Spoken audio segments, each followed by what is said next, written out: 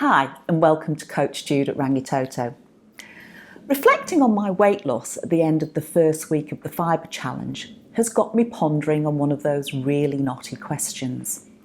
Essentially, what's more important, what you eat or how much you eat?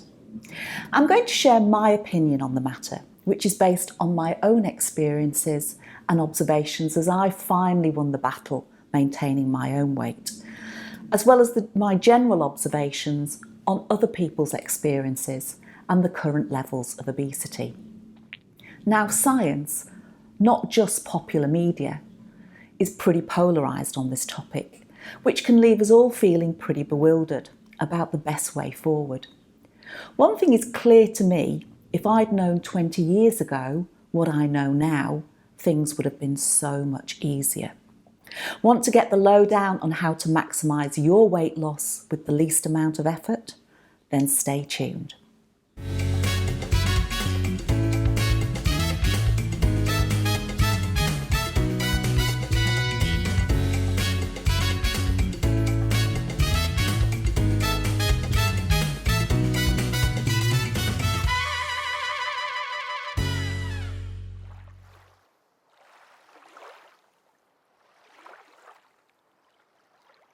Now, if you'd asked me this question when I started my weight loss journey, I would have stated emphatically it was all about how much you eat. Essentially, I was a CICO, calories in, calories out girl, and that a calorie is a calorie is a calorie. I used this fact to achieve my £100 weight loss in just over 12 months by averaging 1,000 calorie deficit apart from holidays and high days. And I pretty much lost the weight via the textbook theory of a pound down for every 3.5 calorie deficit. One of the key success factors which made this attempt to lose weight work was that for the first time I could manipulate both sides of the equation. Basically not just control how many calories went in, but also how many calories went out, courtesy of a fitness monitor that provided me instant feedback on my burn. Without this, as I lost the weight, I would not have realised that my burn was dropping like a stone.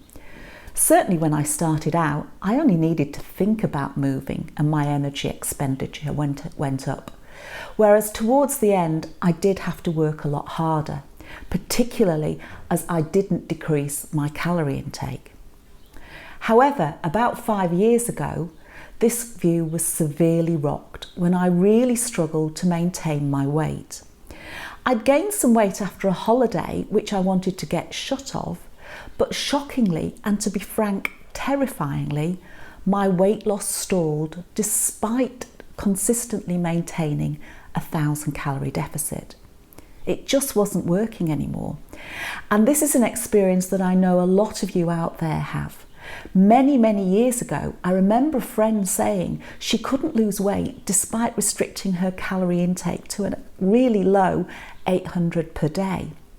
Frankly, and to my shame, I dismissed her issues. I just thought she was totally underestimating what she was eating. And this is the reaction you often get from health professionals too. But now, here I was experiencing exactly the same thing. And I knew what to do. I'd done it successfully for weeks. I was a real pro at this. So what was the problem now? The key question I asked myself was, what has changed? What the heck is different this time? Nothing physiologically had changed. I was still the same person. I hadn't just gone into the menopause. I'd been at that for about 8 years or so. And to date, I'm still going. And I hadn't changed any medication. So what was I doing differently?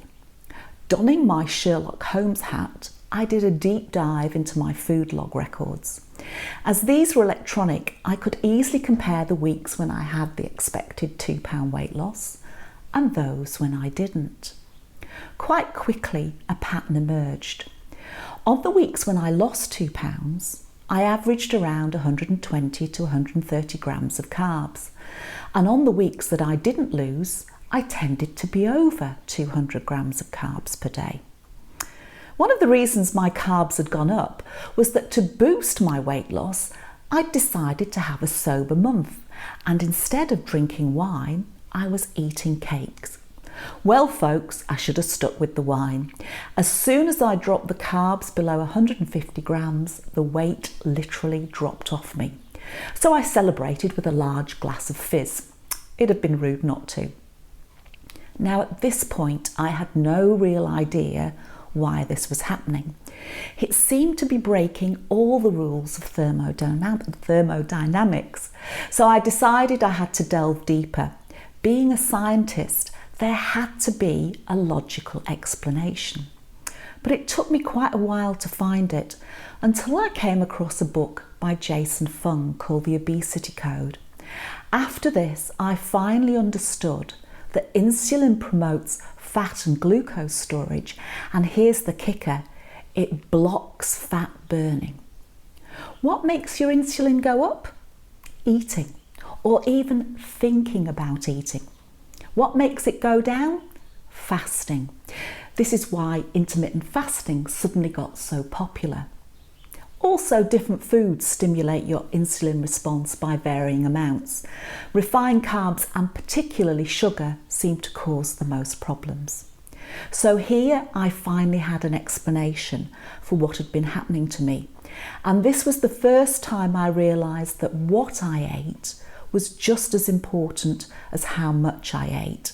For me, 500 calories of wine affected my body completely differently from 500 calories of sugar.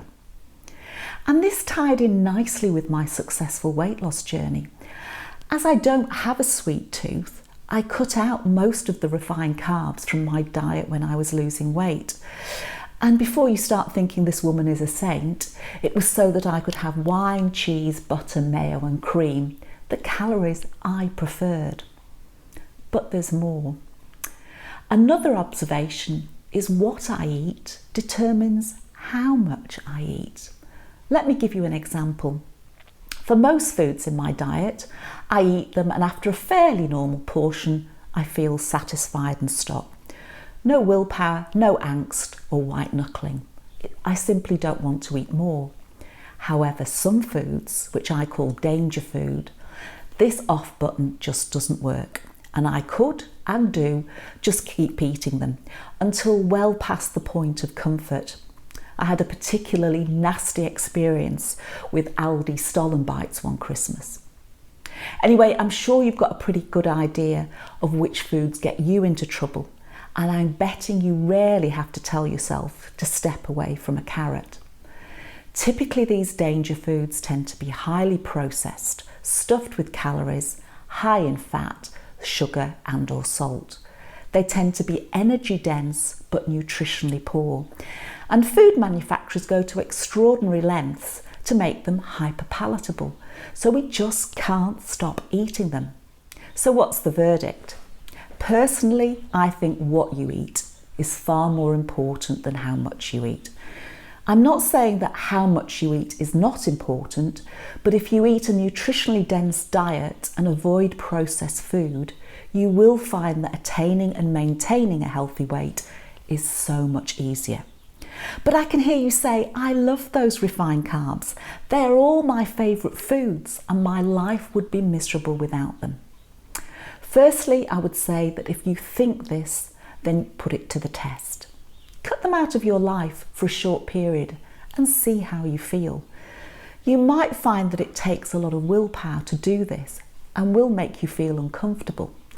But after a few days, notice how your energy levels, your mood and your general sense of well-being are. Most people find these all improve because when you feed your body what it was designed to eat, it rewards you by making you feel great.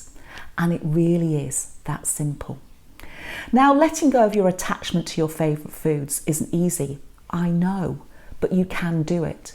And you don't have to be perfect. I can get seduced by a slice of cake or a sausage sandwich along with the best of them, typically about once a week. But here's the thing, often when I do indulge, I tend to regret it afterwards. as the idea of the indulgence invariably promises far more than it actually delivers.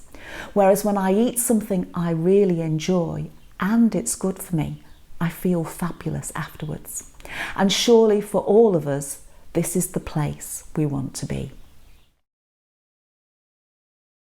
So for me, what I eat is far more important than how much I eat, because eating nutritionally dense food helps me control my insulin levels, control my appetite so I rarely overeat, makes me feel fabulous, makes it easier for me to maintain my weight. But remember, if you need more ideas because you're just setting out on your weight loss journey, or perhaps you've stalled, check out the link below to my free comprehensive guide to kickstarting your weight loss. Part of that is an optional carb challenge, which is one way to put your love of refined carbs to the test. And on that thought, I'll leave you. As always, I thank you so much for your time. I really do appreciate it. Don't forget to like this episode if you found it useful, subscribe if you want to learn more, and do share your progress, your triumphs and your insights with me. All the best. Until next time. Bye.